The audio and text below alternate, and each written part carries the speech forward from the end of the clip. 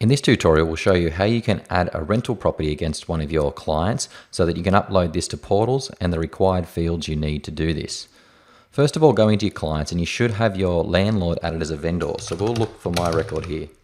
We'll then select my record, and to add a property against them, we can use the Actions Link Property option. We'll create a new property and we will type in the address of their investment property that they're now renting. We have 1/1 Sydney Street in Marrickville, and we'll put in the unit number and we'll select that this is an apartment. What's also important is that you select the listing type as being rental. The category is going to stay as residential, and you have your property type as apartment.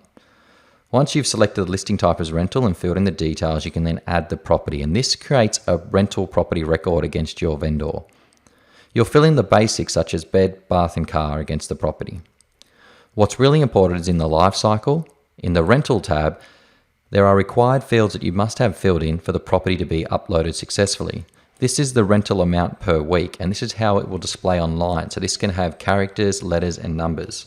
We also have the rent sorting, and this is the hidden figure that will be uploaded so people can search your rental.